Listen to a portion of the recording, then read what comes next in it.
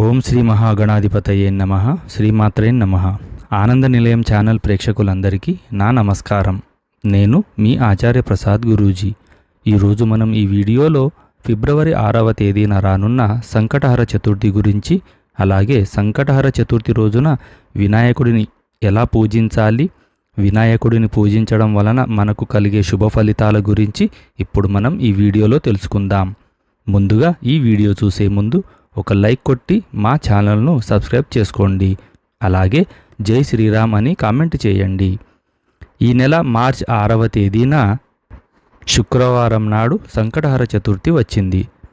ప్రతి నెలలో కృష్ణపక్షం చతుర్థి నాడు సంకటహర చతుర్థి వస్తుంది. ఈ చతుర్థి రోజున వినాయకుడిని పూజిస్తే చాలు, మీ జీవితంలో ఏర్పడే ఆటంకాలు, కష్టాలన్నీ వెంటనే తొలగిపోయి మీకు, మీ కుటుంబానికి మంచి రోజులు ప్రారంభం అవుతాయి. అంతటి శక్తి ఈ సంకటహర చతుర్థి వ్రతానికి ఉంటుంది. చాలా సులభంగా చేసుకునే ఈ వ్రతాన్ని ఒక్కసారి ఆచరించి చూడండి. మీ జీవితంలో మీరు ఖచ్చితంగా మంచి మార్పును చూస్తారు. సంకటహర చతుర్థి పూజ నియమాలు, పాటించాల్సిన విధి విధానాల గురించి ఇప్పుడు మనం ఈ వీడియోలో వివరంగా తెలుసుకుందాం. ఈ నెల మార్చి 6వ తేదీన శుక్రవారం నాడు సంకటహర చతుర్థి వచ్చింది. ఈ రోజున ఎవరైతే వినాయకుడిని పూజిస్తారో అలాంటి వారికి ఆయురారోగ్యాలను, అష్టైశ్వర్యాలను సులభంగా ప్రసాదిస్తానని స్వయంగా ఆ వినాయకుడే వరం ఇచ్చాడు. కాబట్టి ఈ చతుర్థి రోజున ప్రతి ఒక్కరూ ఉదయాన్నే నిద్రలేచి ఇంట్లో దీపారాధన చేసుకోండి. ఉదయం 9 గంటల లోపు ఇంట్లో దీపారాధన పూర్తి చేసుకోండి. పూజ చేసే ఆడవారు ఇల్లంతా శుభ్రం చేసుకొని తలస్నానం చేసి ఇంటి గడపలకు పసుపు రాసి కుంకుమ బొట్లు పెట్టి ఇంట్లో దీపారాధన చేసుకోండి. పూజ చేసే ఆడవారు ఎరుపు రంగు వస్త్రాలను ధరించి కాళ్లకు పసుపు రాసుకొని పాపిట్లో కుంకుమ బొట్టు పెట్టుకొని మెడలో నల్ల పూసలు ధరించి ఈ వ్రతాన్ని చేయాలి. ఈ సంకటహర చతుర్థి వ్రతం కోసం ముందుగానే పూజా సామాగ్రిని సిద్ధం చేసుకొని పెట్టుకోండి.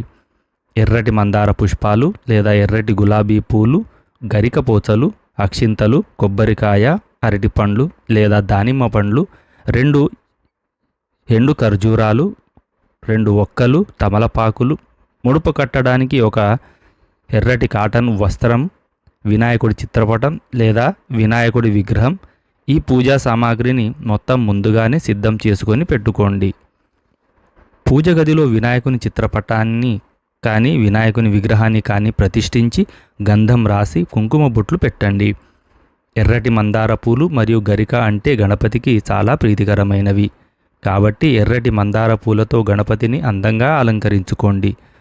మందార పూలు అందుబాటులో లేకపోతే గులాబీ పూలతో గణపతిని పూజించవచ్చు. అలాగే గణపతి చిత్రపటానికి గరికమాల వేయండి. అయితే గరికమాలను వేయలేని వారు 21 గరిక పోచలను తెచ్చుకొని వినాయకుని పటం ముందు పెట్టుకోండి. ఈ విధంగా గణపతిని అందంగా అలంకరించి ఆవు నెయ్యితో కానీ కొబ్బరి నూనెతో కానీ దీపారాధన చేసుకోండి. గణపతి ఫోటో ముందు 2 దీపాలు వెలిగించాలి. ఈ విధంగా గణపతిని పూజిస్తూ ఓం గం గణపతయే నమః అనే మంత్రాన్ని 21 సార్లు జపించండి. ఈ రోజున ఈ మంత్రాన్ని చదివితే మీ పూజకు రెట్టింపు పుణ్య ఫలితం లభిస్తుంది. ఇక గణపతి పూజలో నైవేద్యంగా దానిమ్మ పండ్లు లేదా అరటి పండ్లను నైవేద్యంగా సమర్పించండి. ఈ పూజలో అతి ముఖ్యమైనది గణపతికి ముడుపు కట్టడం. ముడుపు ఎలా కట్టాలంటే ఒక తెల్లటి కాటన్ వస్త్రాన్ని కానీ ఎరుపు రంగు కాటన్ వస్త్రాన్ని కానీ తీసుకోండి. ఈ వస్త్రాన్ని గణపతి ముందు పరిచి వస్త్రానికి 4 వైపులా పసుపు రాసి మీ మనసులో ఉన్న కోరికలను మనసారా గణపతికి చెప్పుకుంటూ 3 గుప్పిళ్ల బియ్యాన్ని ఆ వస్త్రంలో పొయ్యండి. ఆ తర్వాత 2 ఎండు ఖర్జూరాలు, 2 ఒక్కలు, 11 రూపాయ బిళ్ళలను దక్షిణగా పెట్టి మీ మనసులోని కోరికలను మరోసారి తలుచుకొని 3 ముడులు వేసి ముడుపు కట్టుకోండి. ఈ ముడుపును గణపతి ముందు పెట్టి ధూపం సమర్పించి ఒక టెంకాయ కొట్టండి. చివరిగా గణపతికి హారతి సమర్పించి సంకటహర చతుర్థి వ్రతకథను చదివి 3 ప్రదక్షిణాలు చేసి మీ పూజను ముగించుకోండి. ఈ విధంగా ఉదయాన్నే ఇంట్లో దీపారాధన చేసి మీ దగ్గరలో ఉన్న గణపతి దేవాలయానికి వెళ్ళి గణపతి ఆలయంలో ప్రదక్షిణాలు చేయండి. గణపతి దేవాలయం అందుబాటులో లేనివారు ఇంట్లో ప్రదక్షిణాలు చేసుకున్నా సరిపోతుంది. ఈ వ్రతాన్ని చేసే ఆడవారు రోజంతా ఉపవాసం ఉండాలి. కటిక ఉపవాసం లేకుండా పాలు, పండ్లు మరియు సగ్గుబియ్యం స్వీకరించవచ్చు.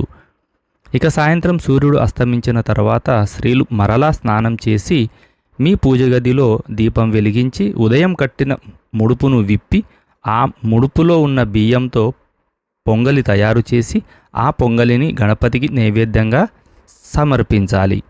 అలాగే ముడుపులో ఉన్న వక్కలు ఖర్జూరాలు తీసి ప్రసాదంగా స్వీకరించండి. అలాగే ముడుపులో కట్టిన నాణాలు తీసి మీ బీరువాలో పెట్టుకోండి లేదా గణపతి దేవాలయంలో వేయండి. ఈ విధంగా ఉదయం సాయంత్రం 2 పూటల దీపారాధన చేసి ముడుపులో ఉన్న బియ్యంతో వినాయకుడికి నైవేద్యం తయారు చేయాలి. ఉదయమంతా ఉపవాసం ఉండి స్త్రీలు సాయంత్రం చంద్రుడిని చూసి మీ ఉపవాసాన్ని విరమించండి. సాయంత్రం పూజలో నివేదించిన ప్రసాదాన్ని మీ కుటుంబం అంతా తప్పనిసరిగా స్వీకరించాలి. ఈ విధంగా చాలా సులభంగా ఈ వ్రతాన్ని చేసుకోండి. ఇలా ఈ వ్రతాన్ని చేయడం వల్ల మీ మనసులో ఏది కోరుకున్నా ఖచ్చితంగా నెరవేరుతుంది.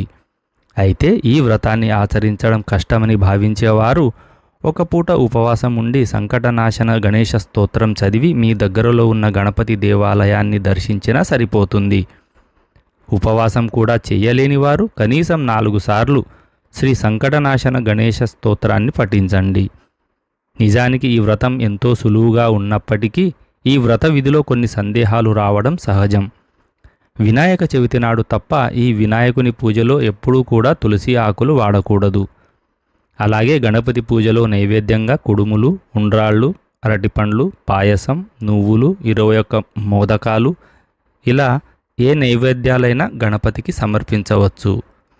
ఇక ఈ రోజున శుక్రవారం కలిసి వచ్చింది కాబట్టి గణపతితో పాటుగా లక్ష్మీదేవిని కూడా పూజించండి. అలాగే తులసి కోటలో నెయ్యి దీపం వెలిగించి తులసికి ప్రదక్షిణాలు చేస్తే డబ్బు సమస్యలన్నీ వెంటనే తొలగిపోతాయి. ముఖ్యంగా చదువుకునే విద్యార్థులు ఈ రోజున గణపతి దేవాలయానికి వెళ్ళి గణపతి ముందు 12 గుంజీళ్లు తీయండి. విద్యలో ఆటంకాలు లేకుండా విద్యాబుద్ధులు ప్రాప్తిస్తాయి. ముఖ్యంగా వ్యాపారాలు చేసేవారు మీ దగ్గరలో ఉన్న గణపతి దేవాలయానికి వెళ్ళి గణపతి పాదాల దగ్గర గరికను పెట్టి నమస్కారం చేసుకోండి. మీ వ్యాపారంలో నష్టాలు లేకుండా లాభాలు కలుగుతాయి. అలాగే మీ జాతకంలో అదృష్టం లేకపోతే ఈ శుక్రవారం తప్పనిసరిగా గోమాతకు పచ్చిగడ్డిని ఆహారంగా పెట్టి నమస్కారం చేసుకోండి.